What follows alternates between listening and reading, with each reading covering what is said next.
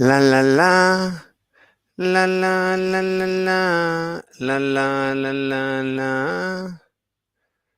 Okay, we cannot listen to songs. It's illegal to listen to songs. All right, let's hear it. By chopping off some squares in the edges.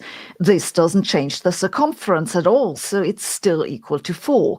If we keep on doing Darth Vader hated everything about his suit, including the fact that the Something very bad is about to happen. Oh my Clearly, God. something fell from the plane. But the question is, what is it? And why are all these people trying to get it off the runway as quickly as possible? And even worse, why did they throw it into the ocean? At first, you might think they're clearing the way for a new plane to land. But in reality, it's a napalm bomb. This particular bomb can be lethal. It's made with a gelatinous substance, fuel, and napalm. When the bomb is dropped and explodes, it releases a rain of fire and a flammable liquid that clings to objects like burning gelatin that's not easily removed. You can imagine why they throw it into the ocean. Something very bad. Plenty of jokes have been told about 432 Park Avenue's design being inspired by a trash can, but there's something even funnier about the building's trash. No, not the residents, the literal trash. The trash chute spans the entire 1,400-foot height of the building, which means most of the trash that people in the upper floors throw away That's going to make a lot of noise. can reach terminal velocity. So if they threw away a 12-pound bowling ball, it could reach 170 miles an hour at the ground floor, which explains why those poorer lower floor residents describe the sound of trash reaching the bottom as a bomb explosion. Plenty of jokes have been told. In the 1980s, SR-71 Blackbird pilot Major Brian Schul and his backseater, Walter Watson, were conducting a high-speed training sortie over the Southwest when they tuned into Los Angeles Center's radio frequency. A small Cessna pilot had requested a ground speed check, 90 knots. Long-distance casting is a true test of skill and precision in fishing. It's not just about brute strength.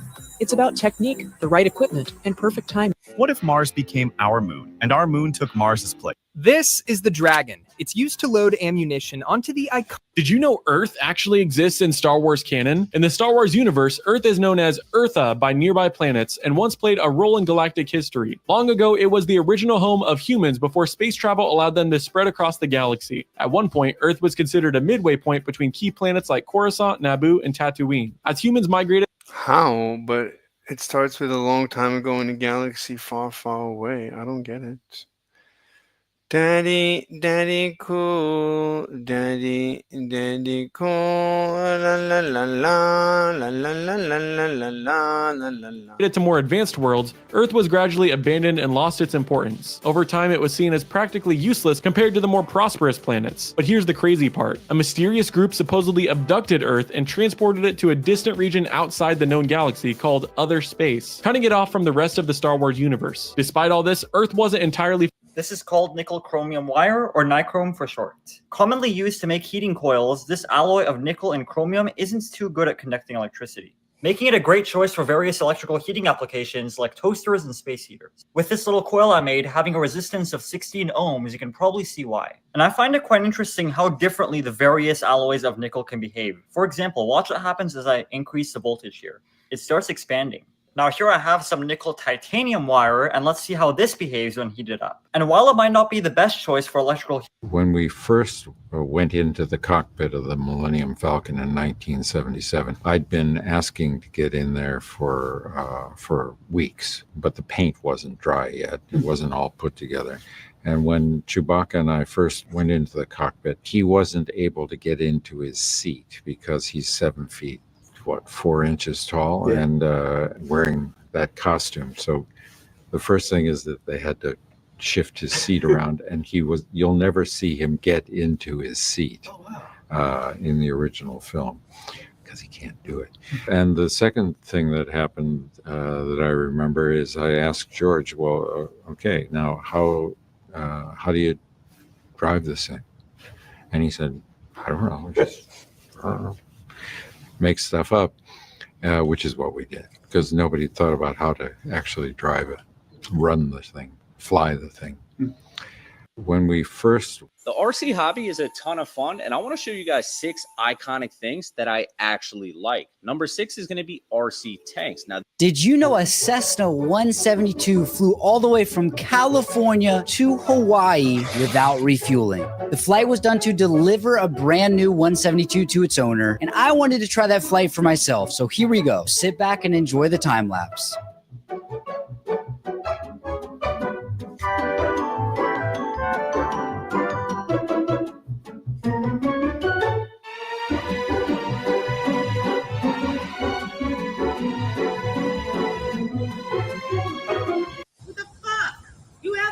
Coyote. I have a Shih Tzu. Okay. And this is not a coyote. Oh my God. Go back to your country. This is not a coyote, ma'am.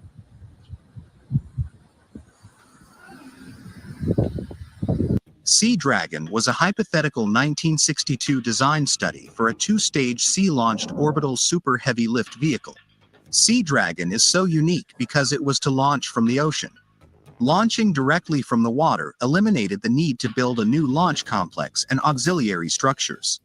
The expected launch sequence was somewhat different from the launches people are familiar with.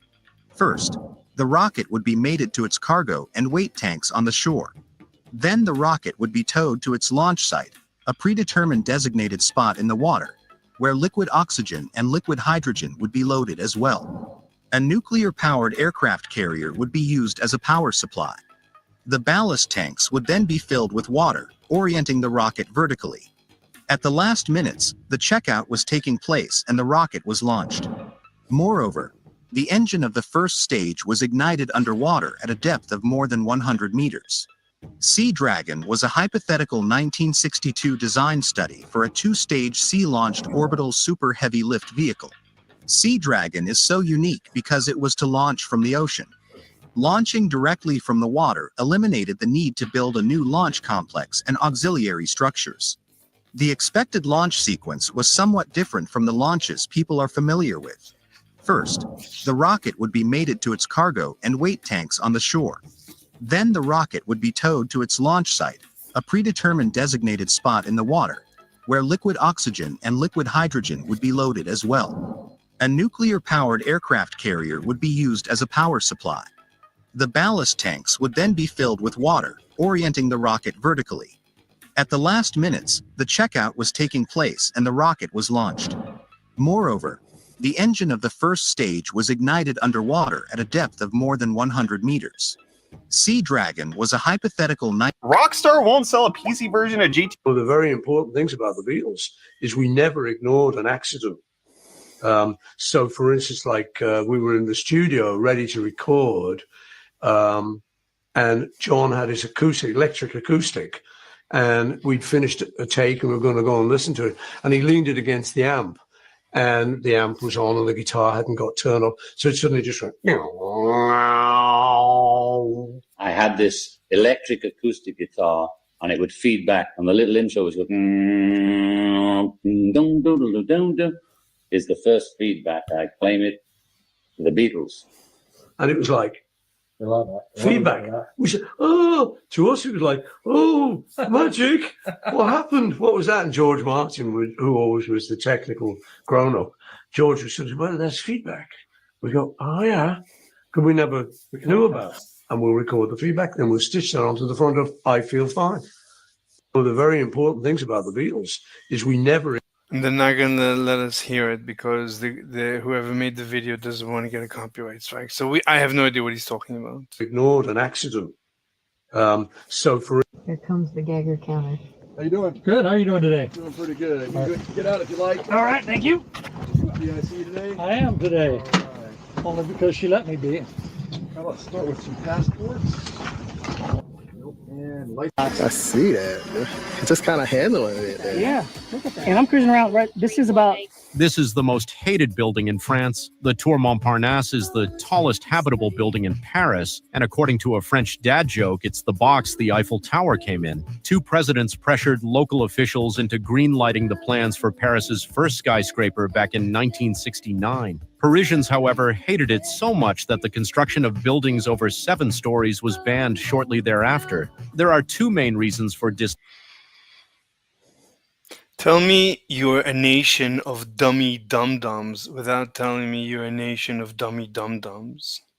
We got one order. It was literally in the first 6 months. Order from Bulgaria. I didn't even know they had internet access in 1995 in Bulgaria, but they did. This person did not pay with a credit card. They paid with cash, which is a method of payment we discourage. And they had taken 2 crisp $100 bills, folded them up in a tiny little package, and they took those $100 bills and put them inside a floppy disk. And then they mailed us the floppy disk. On the floppy disk was a little note, and it said, "The money is inside the floppy disk."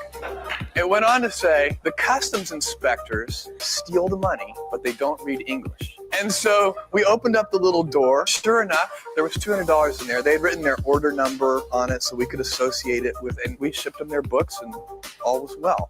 We got one order. It was literally in the... You look in Bruce Lee's eyes, you look in Chuck Norris's eyes. Those are people that really know how to f people up. You can see it in their eyes. But Michael Jai White had a bunch of fights. Michael Jai White had a bunch of he had a bunch of Kyokushin fights. Michael Jai White, he has perfect technique. Perfect. There's a bunch of demonstrations of him kicking online. Michael Jai White broke the chain on the heavy bag at Legends Gym in Hollywood. He even did like a thing with Kimbo. They were working on a movie together, and he was explaining something to Kimbo about telegraphing thing. You could tell Kimbo was like, "Oh, this guy's legit." Now notice the speed of the first 2. Right? Ready? Yeah. That's 1, 2. Okay, now here's the third one. Don't let me hit it. Ready? Yeah. You look in Bruce Lee's eyes, you look in Chuck Norris's eyes. Those are people that really know how to f people up. You can see it in the... This will feel a little weird.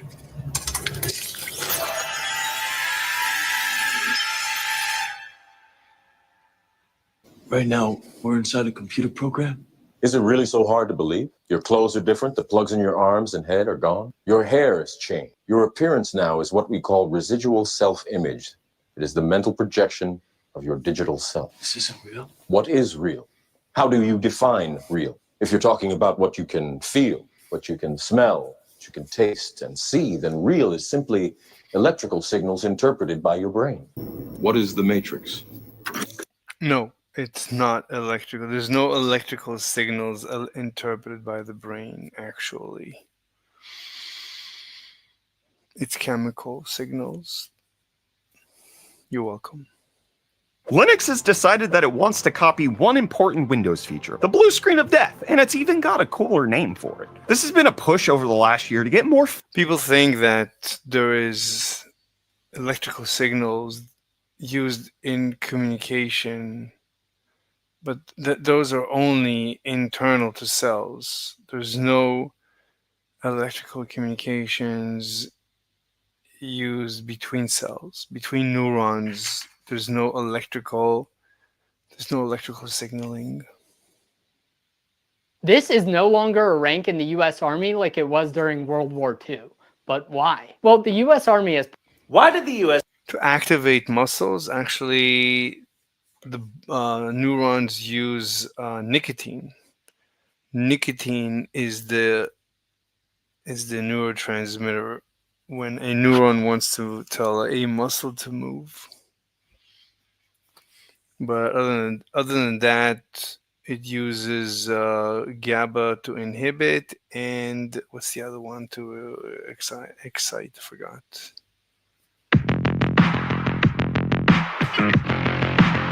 This is a train invented in Britain over 200 years ago. Initially, it used a rope at... Have you ever wondered what English-speaking music sounds like to non-native English speakers? Well, this guy made a song that sounds like an English-speaking popular song, but if you really listen, it is complete gibberish. And I want to play that song for you. This is Adriano Celentano, and he is the second biggest selling artist in Italy of all time. But most importantly for this video, he did not speak English, but loved American music. So in 1972, he created a song called Krian Kalinin Sinane Si Lusol. In which he wanted to mimic the way that English singing sounds to non-English speakers. And it's amazing. Check out this song. Well, Lasted us living at the king of the same till I just another dumb whole hundred day. Let praise go. We've been seeing in the stand and the shoes come up in. This is 200 cars and number 400 guys to stay. I my chance let ain't a hill shut go and breeze on. You the call and majesty one piece in coordination I do some alright. Have you ever wondered what English-speaking music sounds like? You want to go see your boyfriend?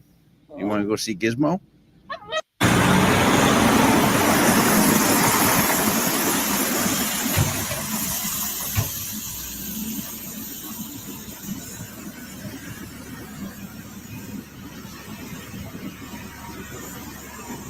What happens when you show a mama her baby for the first time? Now, the last time I showed a mom, AMD and Intel CPUs suck so much that the founder of Linux is sick of them. Besides the latest issues that have run rampant on Intel CPUs for Windows, it turns out that there's other, different, but just as buggy issues. I had no choice but to charge this customer double. This is what happened. This morning, I had a job doing leaf removal. When I gave this customer their quote, they told me that they were very concerned with how much When you're removing leaves, you're removing you're removing nutrients. Shouldn't you like somehow replenish the nutrients? I don't get it. Nestled in the heart of a quiet residential neighborhood of Los Angeles is the Silver Lake Reservoir. Timing order is one.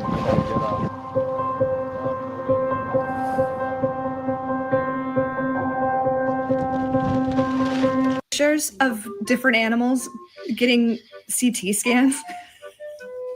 Like a little man and a sponge. I've never put a whole lot of thought into it.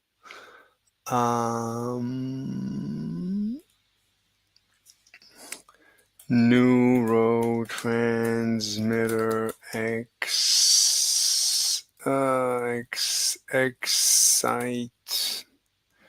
excitatory neurotransmitter glutamate, I guess glutamate,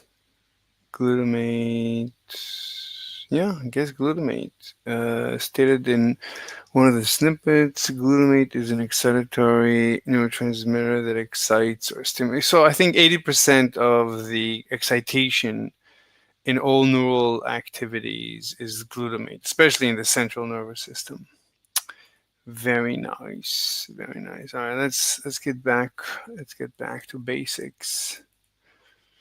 So this is what I want to figure out. This is the most important thing that I've not yet figured out. Look through one set of sunglasses at some light source, like a lamp, then hold a second polarizing filter between you and the light. As you rotate that second filter, the lamp will look lighter and darker. It should look darkest when the second filter is oriented 90 degrees off from the first. What you're observing is that the photons with polarization that allows them to pass through a filter along one axis have a much lower probability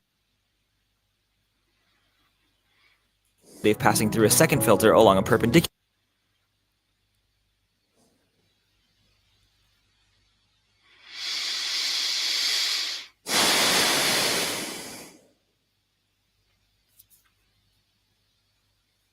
So how does it work? What's going on? So electric waves, electromagnetic waves. So there's these fibers, right? When you say that, what's the name that they use for this? A measurement of either passes through is what's called a polarizing filter. A polarizing filter. Which means when a photon of light reaches the glass.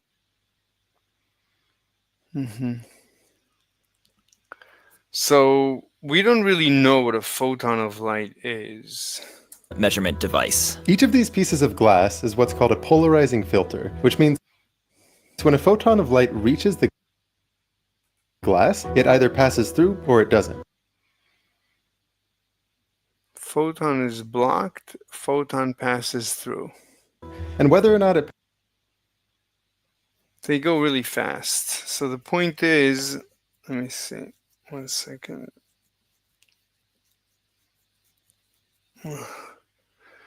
So they're doing it too fast. Let me see. Go back a little bit. A quantum measurement device. Each of these pieces of glass is what's called a polarizing filter, which means when a photon of light...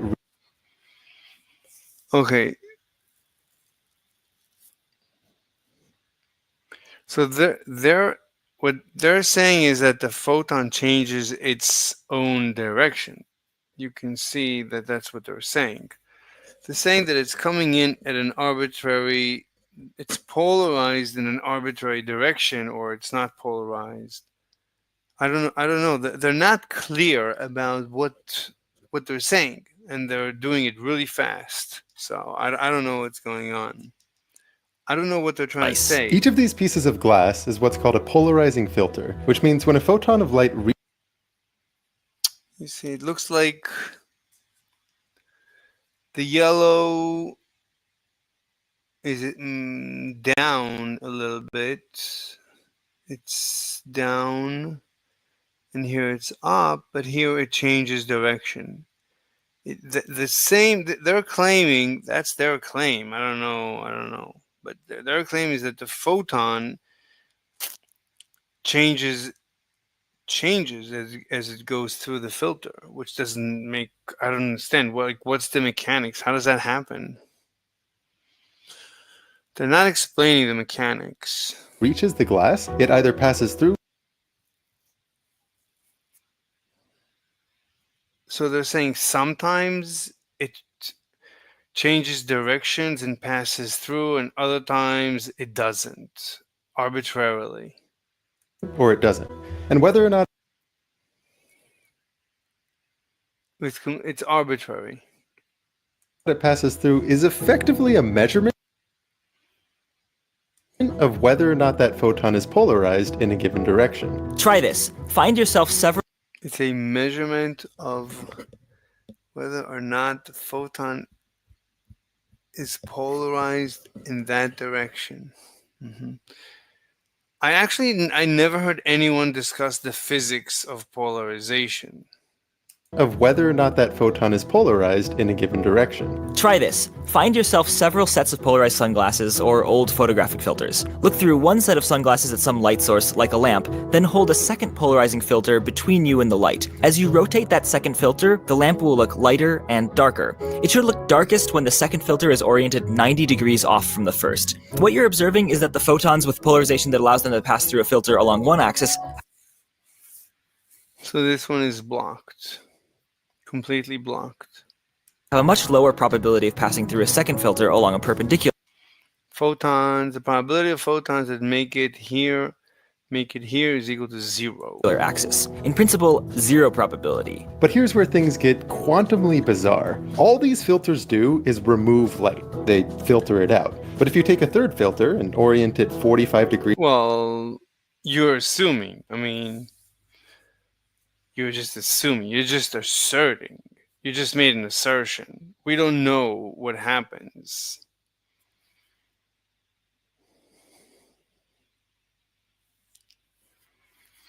And based on what you're about to say, then what you just said is obviously wrong. Degrees off from that first one, and then you put it in between the two. The lamp... Right? So, based on what you said... based on this, we know that your theory is incorrect. Your theory that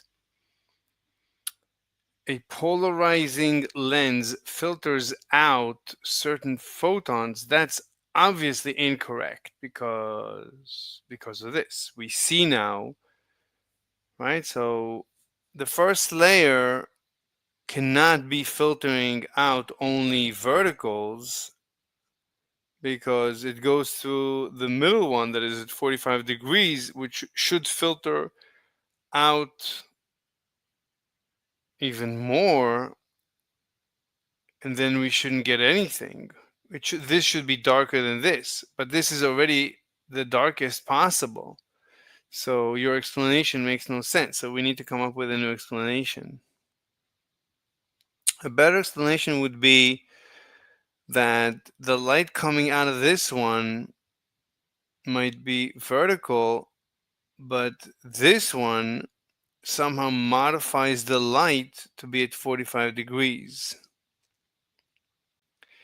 That means even this guy modifies some of the light to be vertical, and this guy modifies some of the light to be at 45 degrees, so that this guy modifies some of the light to be at 90 degrees. So it seems that it's being modified. This guy therefore must be modifying the light to go vertically. This guy is modifying the light to go at 45 degrees, and this guy is modifying it to go at 90 degrees. But if you start from this guy to this guy, like a complete change of 90 degrees, apparently is impossible. But no one else discusses. I've seen many videos about this topic. No one else discusses the mechanics of polarizing. How does polarization work? Actually looks brighter. This is not the middle filter generating more light. Somehow, introducing another filter actually lets more light through. With perfect filters, that doesn't make any sense. It can't give it doesn't. There's no unless there is a feedback mechanism, which doesn't make too much sense. It's possible, but it is possible since each photon is actually long. A photon is not tiny. A photon could be long. We don't know the length of a photon. We don't know anything about a photon. Einstein wrote, quote, towards his death, he wrote, "I still don't know what a photon is." So we don't know what a photon is. So whatever we think of a photon, we need to rethink it because it needs to make sense. Otherwise, we might as well believe in Jesus. you keep adding more and more in between at in-between angles, this trend actually continues. More light. This feels super weird, but it's not just weird that more light comes through. When you dig in quantitatively to exactly how much more light comes through, the numbers don't just seem too high, they seem impossibly high. And when we tug at this thread, it leads to an experiment a little more sophisticated than this sunglasses demo that forces us to question some very basic assumptions we have about the way the universe works. Like that the results of experiments describe properties of the thing. Why is that so weird that it lets in more and more light? Apparently it just modifies the light. Well, it just modifies the photons. Apparently that's what it's doing. Either that, or as you say, reality isn't real and the locality isn't local, and Jesus Christ. You might as well just say it's Jesus. Jesus runs the world in a mysterious way. You might as well go all the way. Go full retard. But you never go full retard. Thing you're experimenting on, and that cause and effect don't travel faster than the speed of light. These will come into question. Where we're headed is Bell's theorem. No, you cannot question. Look, you can go all the way to Jesus. I don't care. Or you can be rational, and then you cannot question reality and locality. So it's up to you. What do you want to do? You can go to Jesus. Go right now. You can skip the video, go to Jesus, and we're done. That's fine. There's plenty of people that believe that Jesus created the universe and Jesus runs the universe. That's fine. I don't care. That's not me, though. One of the most thought-provoking discoveries in modern... So these people, they claim to be, we're so scientific. We're so scientific. Jesus runs the universe. The universe is magical. Okay. So me and you have nothing to do with each other. You want to believe in Jesus, that's up to you. I don't care. Physics. I'm not going to stop you. And to appreciate it, I really do think it's worth But they want to say Jesus runs the world, but Trump is an evil dictator. They say both. Why? Trump also believes in Jesus. So how are you and Trump different? Anyway, what does this say? This says that the wave function is equal to alpha a plus beta right. Okay. Understanding a little of the math that we use to represent quantum states. And then the psi squared is equal to alpha squared plus beta squared. That's why it's cosine squared, by the way. It's cosine squared plus sine squared. I don't know. states, like the polarization of a photon. And we actually made a second video showing more of the details for how this works, which you can find on 3Blue1Brown. But right now, let's just go ahead and hit the main points. First, photons... I don't care what you say. You claim that Jesus runs the universe. Once you say that, we're done. I don't care if you give it the most beautiful mathematical description. I'm done. Are waves. Waves in a thing called the electromagnetic field. And polarization just means the direction in which that wave is wiggling. Polarizing filters absorb this wiggling energy along... That's your theory. That's one possibility. Another possibility is that they modify, they actually manipulate, they actually change. They don't just filter. If they would just filter, you'd expect them...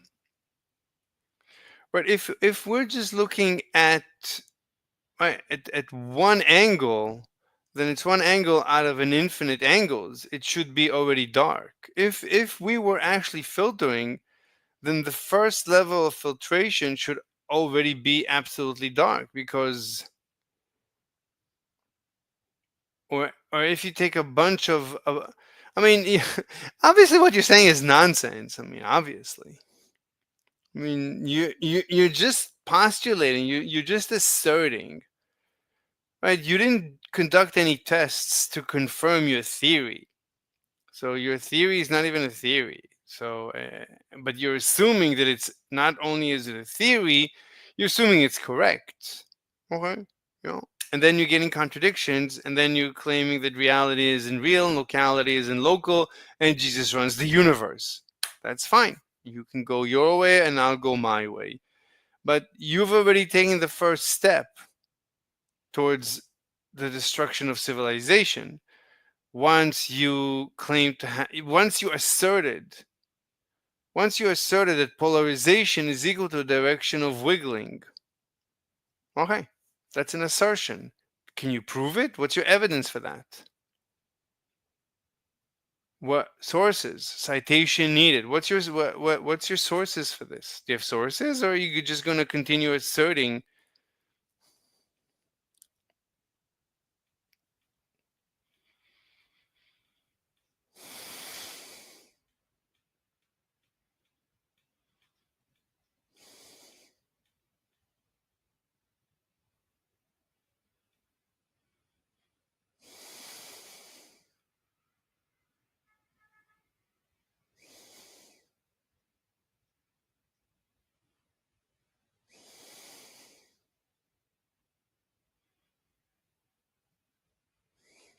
I mean, look at what people are saying. Look at just the first couple of comments. This is the end of civilization.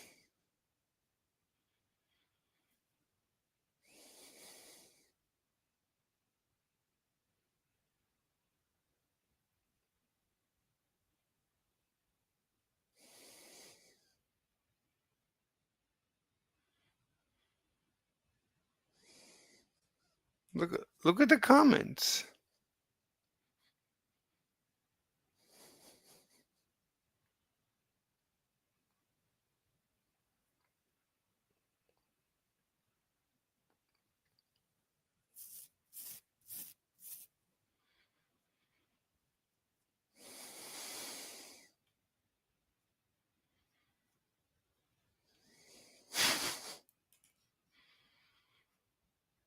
This is nonsense. But instead of being like Einstein saying, I don't understand what a photon is, they say, oh, but I understand a photon. The universe is fuzzy wuzzy.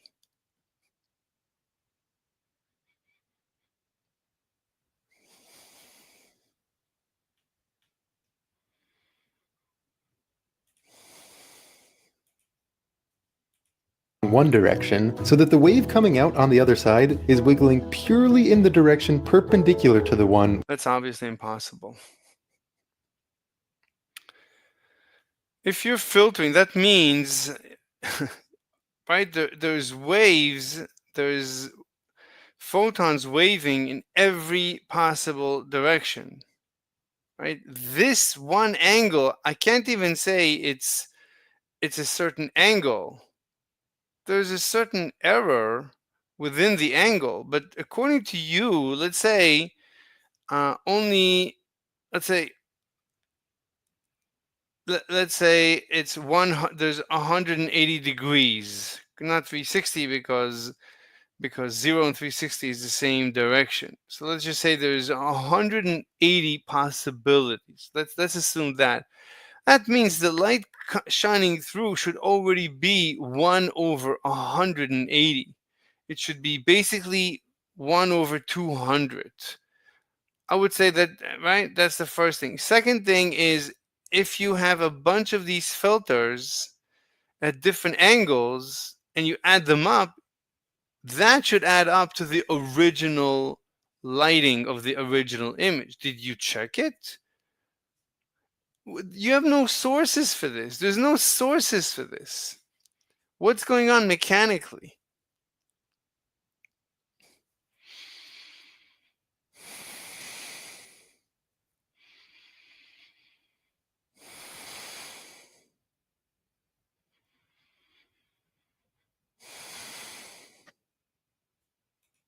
Where the energy absorption is happening.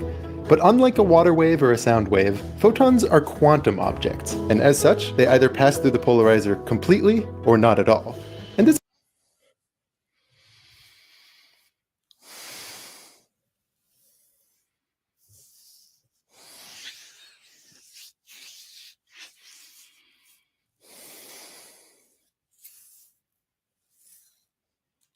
is apparently probabilistic, like how we don't know whether or not Schrodinger's cat will be alive or dead until we look into the box. I don't see how that's even relevant, which is obviously nonsensical. For anyone uncomfortable with the non-determinism of quantum mechanics, it's tempting to imagine that a probabilistic event like this might have some deeper cause that we just don't know yet. Why are you bringing up this nonsense? Why are we talking about this nonsense, this obvious nonsense? That there's some hidden variable describing the photon's state that would tell us with certainty whether it should pass through a given filter or not. And maybe that variable is just too subtle for us to probe without deeper theories and better measuring devices. Or maybe it's somehow fundamentally unknowable. What are they talking about? I don't even know what they're talking about. I mean, it's just, you have to understand the mechanics of what a photon actually is and do a bunch of tests with filtration, with filtering, with, what do you call it? What was the name of it? I need to write it down. I need to write the term down. Polarization. You need to do actual tests with polarization, so so that we have a good mechanical theory of what light polarization actually is. For us to probe without deeper theories and better measuring devices. Or maybe it's somehow fundamentally unknowable, but still That's obvious. I don't know. There. The possibility of such a hidden variable seems beyond the scope of experiment. I mean, what measurements could possibly probe at a deeper explanation that might or might not exist? I don't know what they're talking about. Where are they going with this? And yet, we can do just that. With sunglasses and polarization of light. Let's go ahead and lay down some numbers here. When light passes through a polarizing filter oriented vertically and then comes to another polarizing filter oriented that same way, experiments show that it's essentially guaranteed to make it through that second filter. But if that second filter was tilted... Okay, but what was the first one? Was that 100%? Obviously not. Was it, what percent was it? Right? Why don't you tell me what percent made it through? I mean, the way you drew it, it doesn't look like it's 1 over 180. It looks like much more than that. Then how do you explain that? That's impossible. You can't have that. And why should it be 1 over 180? I mean, there's different types, there's different resolutions of just how polarizing is it. You could have, I mean, we could just have many experiments with polarization. And you don't even cite them. You don't talk about it. Nothing. You're just asserting.